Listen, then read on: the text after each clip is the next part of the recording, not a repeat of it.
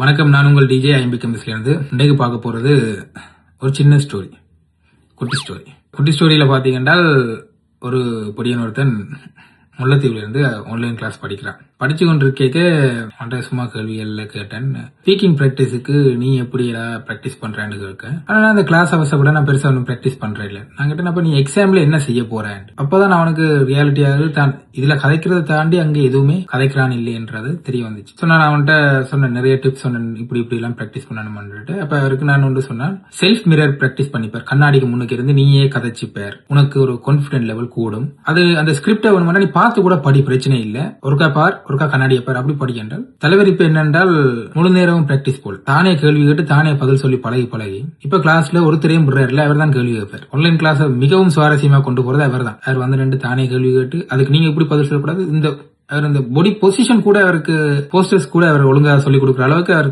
தானே அப்டேட் பண்ணி கொடுக்குறாரு. சோ இந்த மாதிரி நல்ல விஷயங்கள் எங்கட ஸ்டூடெண்ட்ஸ் செய்யக்க எங்களுக்கே அது என்ன சொல்றது, ஒரு பிரமிப்பாகவும் சந்தோஷமாகவும் இருக்கின்றது. இந்த வீடியோ போட்டோன்னு அவர் எப்படியும் கீழே வந்து கமெண்ட்ஸ் பண்ணுவார், ஏன்னா தன்னை சொன்னீங்களேன்னு. ஓகே, பிரச்சனை இல்லை, தெரிஞ்சுக்கொள். உன்ன மாதிரி நிறைய பேர் இன்னும் அப்டேட் ஆகணும், அவங்களும் IELTS கான்பிடென்டா ஃபேஸ் பண்ணணும். நன்றி.